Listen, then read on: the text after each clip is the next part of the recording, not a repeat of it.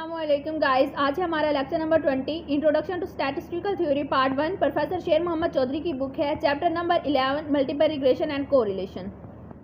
Question number 11.4 है, जिसका part A और पार्ट बी हम लोगों ने पिछले लेक्चर में कवर किया था। अब हमारे पास है पार्ट सी, जिसमें वो कहते हैं calculate the coefficient of multiple determination and multiple correlation and interpret the result. हम लोगों ने क्या करना है, coefficient of multiple determination find out करना है and multiple correlation find out करना है। साथ में हम लोगों ने उसका इंटरप्रेट भी राइट करना है। तो हम लोग क्या करते हैं, सबसे पहले coefficient of multiple determination find out करते हैं। उसको हम लोग आर स्क्वायर से रिप्रेजेंट करते हैं। अगर हमारे पास 3 वेरिएबल्स हैं, मीन एक डिपेंडेंट वेरिएबल है और 2 इंडिपेंडेंट वेरिएबल है, तो हम लोग इस हिसाब से राइट करेंगे। जो हमारे पास फर्स्ट वैल्यू वो हमारे पास डिपेंडेंट है, तो हम लोग 1.23 लिखेंगे। अगर हमारे पास सेकंड वैल्यू डिपेंडेंट होती तो हम लोग 2.13 राइट कर सकते थे। अगर थर्ड वैल्यू हमारे पास डिपेंडेंट होती तो 3.12 राइट करते। लेकिन यहाँ पे हमारे पास x1 डिपेंडेंट है, x2 हमारे पास इंडिपेंडेंट है और x3 भी हमारे पास इंडिपेंडेंट है, तो हम लोग राइट करेंगे 1.23। इसका फार्मूला हमारे पास है 1 minus sum of x1 minus x1 hat का होल का square divided by sum of x1 minus x1 bar का होल का स्क्वायर। यहाँ पे हमारे पास x1 जो था वो डिपेंडेंट वेरिएबल था, इस वजह से हम लोगों ने यहाँ पे x1 की वैल्यूज़ यूज़ की हैं। अगर हमारे पास x2 या x3 डिपेंडेंट वेरिएबल होता तो हम लोग यहाँ पे x2 की वैल्यूज़ यूज़ करते। ये जो हमारे पास x1 बार है हैट है ये हम लोगों ने पार्ट ए में हम लोगों ने फाइंड आउट की थी। पार्ट ए में हम लोगों ने रिग्रेशन इक्वेशन फाइंड आउट की थी और पार्ट बी में हम लोगों ने x1 माइनस x1 का जो हैट है उसका होल का आंसर भी फाइंड आउट किया हुआ है, क्योंकि हम लोगों ने स्टैंडर्ड एरर फाइंड आउट किया था तो उसमें हमारे पास ये चीज़ यूज़ होती थी। तो वहाँ से हम लोग इसकी वैल्यू लेंगे। देन हमने क्या करना है, x1 माइनस x बार का होल का स्क्वायर फाइंड आउट करेंगे।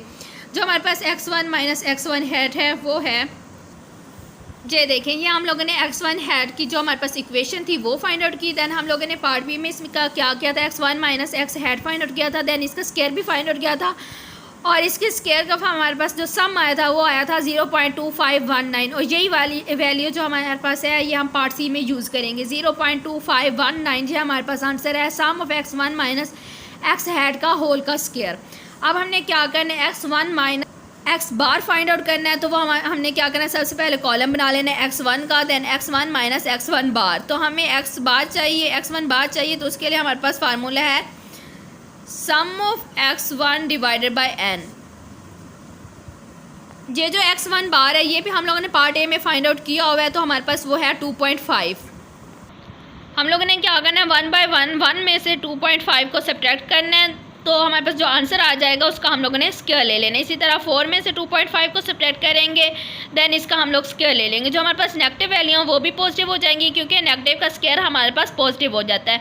देन हमने लास्ट में क्या करें, इसी तरह वैल्यूज़ फाइंड आउट करने के बाद उनको सम कर लेना है। सम करने के बाद इस फार्मूले में पुट कर देना है। यहाँ पे मैंने मेंशन कर दिया कि जो हमारे पास पार्ट बी है उससे हम लोगों ने ये वाली वैल्यू ली है, तो हमारे पास ये वैल्यू ये है। लेकिन अगर हमारे पास वैल्यू हम लोग पहले नहीं लेते, हमारे पास जस्ट पार्ट सी ही करने को आ जाता है, तो हम लोगों ने सबसे पहले ये वाली इक्वेशन फाइंड आउट करनी है। इक्वेशन फाइंड आउट करने के बाद हम लोग ये सारा टेबल अगेन बनाएंगे, x1 माइनस x हैट बनाएंगे, देन उसका स्क्वायर फाइंड आउट करेंगे, सम फाइंड आउट करेंगे। सम फाइंड आउट करने के बाद हम लोग ये चीज़ बनाएंगे कि बार के हिसाब से हम लोग उसको सब्ट्रैक्ट करके उसका सम फाइंड आउट कर लेंगे। देन हम लोग उस फार्मूले में पुट करके कैलकुलेट करने के बाद हमारे पास जो कोएफिशिएंट ऑफ मल्टीपल डिटर्मिनेशन है वो आ जाएगा। ये सब फाइंड आउट करने के बाद हमारे पास जो आंसर आ जाएगा वो है 0.97। कोएफिशिएंट ऑफ जो मल्टीपल डिटर्मिनेशन है उसको हम लोग आर स्क्वायर से रिप्रेजेंट करते हैं।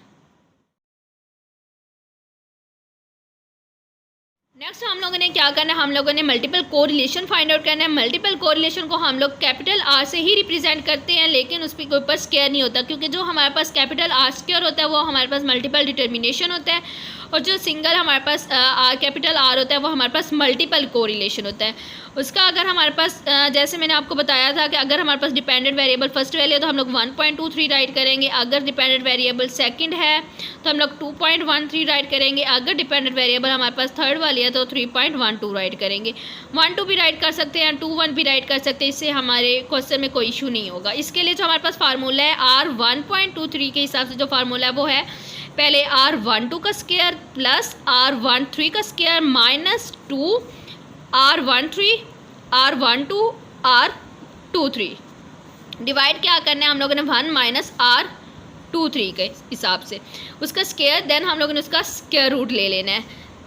फार्मूले को हम लोग इजीली इस तरह अंडरस्टैंड कर सकते हैं कि जो हमारे पास डिपेंडेंट वेरिएबल है उसको हम लोगों ने पहले इंडिपेंडेंट एक वेरिएबल के साथ मल्टीप्लाई करके उसका स्क्वायर, प्लस जो हमारे पास डिपेंडेंट वेरिएबल है उसको दूसरी वैल्यू के साथ मल्टीप्लाई करके उसका स्क्वायर, माइनस हम लोगों ने 2 इंटू पहले 1 2 देन 1 3 देन 2 3 डिवाइड करना है 1 माइनस जो हमारे पास दोनों इंडिपेंडेंट वेरिएबल है उसके जो हमारे पास स्क्वायर होगा उसको हम लोगों ने राइट कर देना है, देन उसका हम लोगों ने स्क्वायर रूट ले लेना है।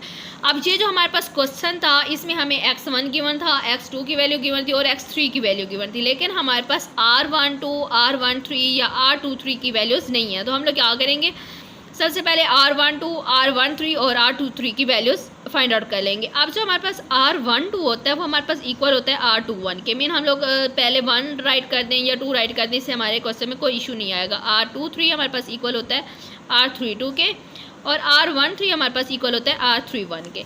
अब हमने क्या करना है, r12 फाइंड आउट करना है। तो हमारे पास 10th चैप्टर में एक फार्मूला था जो हम लोग कोरिलेशन के लिए फाइंड आउट करते थे, जब हमारे पास एक डिपेंडेंट वेरिएबल था और एक इंडिपेंडेंट वेरिएबल था। तो उसमें फार्मूला था n into sum of x1 x2, mean हमारे पास 1 2 है तो हम लोग 1 2 के हिसाब से राइट करेंगे, sum of x1 x2 minus sum of x1 into sum of x2 divided by n sum of x1 का square minus sum of x1 का होल का square into n sum of x2 का square minus sum of x2 का whole का square. Then हमारे पास n हमारे पास 6 था, x1 some of x1 x2 के हिसाब से हमारे पास वैल्यू है, कैपिटल में जो हम लोगों ने वैल्यूज़ ली थी, जो हम लोगों ने कॉलम बनाए थे वो वाली वैल्यूज़ हम लोगों ने यहाँ पे यूज़ करनी है। ये वाली वैल्यूज़ जो हम लोगों ने पार्ट ए में फाइंड आउट की थी, x1 x2 की वैल्यू कैपिटल में जो हैं वो हम लोगों ने ये सारी वैल्यूज़ वहाँ पे यूज़ करनी है और हम लोगों ने अपने कोरिलेशन की वैल्यूज़ फाइंड आउट करनी है। ये सारी वैल्यूज़ हम लोगों ने वो जो हम लोगों ने पार्ट ए में निकाली थी, फाइंड आउट की थी, वो हम लोगों ने इसमें पुट कर देनी है इस फार्मूले में। तो हमारे पास आंसर आ जाएगा 0.90, जो नेगेटिव में भी हो सकता है। अब ये r12 का भी आंसर ये है और r21 का भी आंसर यही है। देन हमने क्या करना है, r13 चाहिए, तो r13 के हिसाब से हम लोग राइट करेंगे। अब यहाँ पे 1 2 था तो हम लोग x1 और x2 की वैल्यूज़ राइट की। अब यहाँ पे 1 3 है तो हम लोग फार्मूले में x1 और x3 यूज़ करेंगे। फार्मूला हमारे पास वही है, बस x1 और x3 आ जाएगा x1 और x2 की जगह पे। n into sum of x1 x3 minus sum of x1 into x3 divided by n sum of x1 का square minus sum of x1 का होल का square into n sum of x3 का square minus sum of x3 का whole का square. अब ये सारी values हमें गिवन है, हम लोग इस फार्मूले में पुट कर देने, तो हमारे पास r13 का आंसर आ जाएगा 0.93। r13 भी फाइंड आउट कर लिया, r12 भी फाइंड आउट कर लिया। अब हमें r23 चाहिए। r23 के हिसाब से हम लोग यहाँ पे x2 और x3 यूज़ कर लेंगे, इस फार्मूले में सारी वैल्यूज़ को पुट कर देंगे तो हमारे पास r23 आ जाएगा 0.74। अब हमारे पास r12 भी आ गया, r13 भी आ गया, r23 भी आ गया। तो हम लोग कोरिलेशन वाला जो हमारे पास फार्मूला है उसमें ये सारी वैल्यूज़ को पुट कर देंगे। पुट करने के बाद कैलकुलेट करने के बाद हमारे पास आंसर आ जाएगा 0.98। उन्होंने हमें खुद ही कहा था कि हम लोगों ने r123 फाइंड आउट करना है। अगर वो हमें कहते कि r213 फाइंड आउट करें तो उसके हिसाब से हम लोग फार्मूले को चेंज कर लेते, लेकिन हमें जस्ट r1.23 ही फाइंड आउट करने के लिए कहा गया था, तो हम लोगों ने इतना ही फाइंड आउट करना है।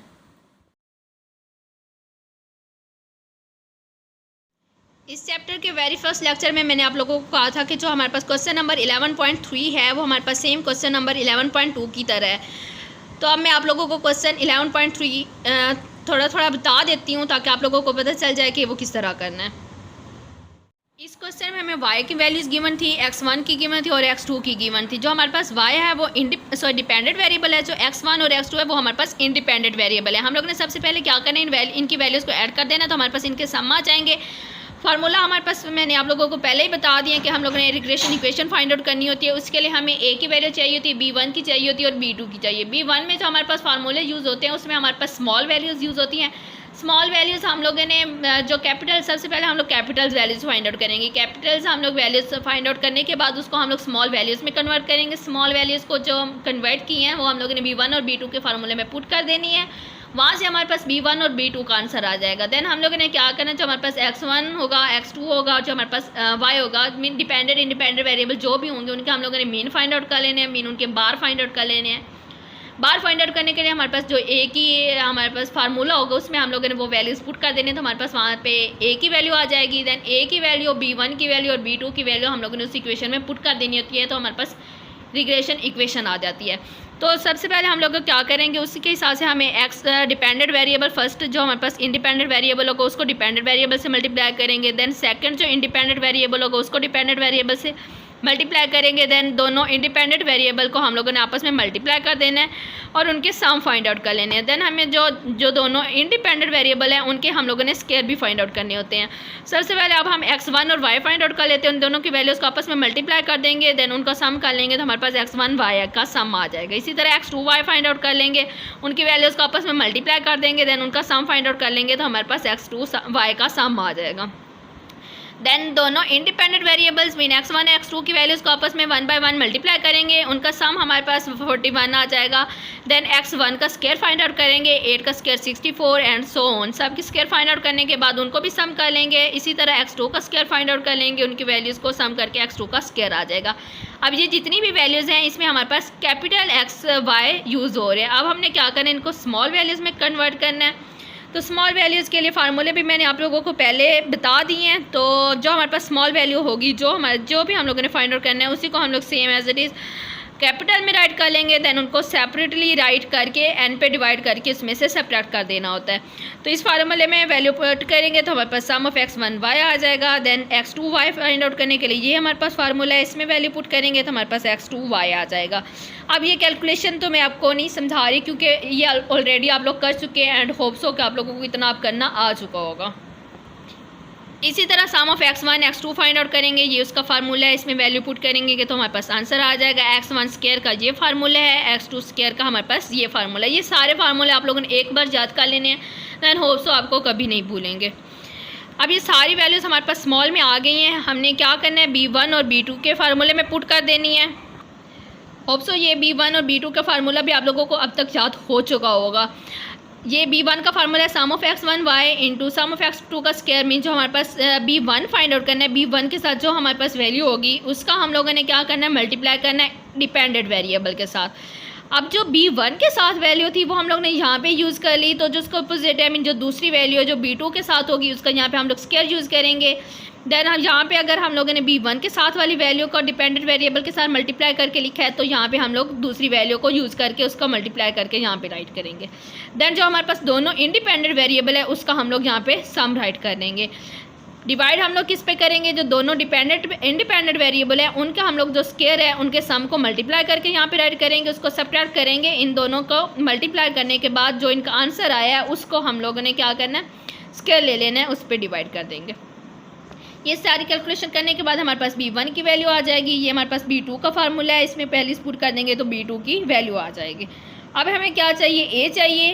तो a के लिए हमारे पास फार्मूला है y बार माइनस b1 x1 बार माइनस b2 x2 बार। जो हमारे पास डिपेंडेंट वेरिएबल होगा पहले उसका बार लेना है, देन माइनस b1 जो हमारे पास इंडिपेंडेंट वेरिएबल है उसका bar, then second value mean b2, then second जो हमारे पास इंडिपेंडेंट वेरिएबल है उसका बार फाइंड आउट करने का फार्मूला भी आप लोगों को आता ही होगा। सम ऑफ मीन जिस चीज़ का बार फाइंड आउट करना है, मीन फाइंड आउट करना है, उसका सम को उसके n पे डिवाइड कर देना है। n हमारे पास यहाँ पे 5 है तो सम ऑफ y को n पे डिवाइड कर देंगे तो हमारे पास y बार आ जाएगा। x1 बार के जो सम होगा मीन सम ऑफ x1 होगा उसको n पे डिवाइड करेंगे तो x1 बार आ जाएगा। x2 बार का हमारे पास होगा sum of x2 divided by n। यहाँ से हमारे पास y बार x1 बार x2 बार की वैल्यूज आ जाएंगी। b1 और b2 की हम लोग ऑलरेडी फाइंड आउट कर चुके हैं, देन उसको इस फार्मूले में पुट कर देना है तो हमारे पास एक आंसर आ जाएगा। अब ये जो a की वैल्यू है और b1 की वैल्यू और b2 की वैल्यू उसको हम लोगों ने इस इक्वेशन में पुट कर देना है तो हमारे पास रिग्रेशन इक्वेशन आ जाएगी।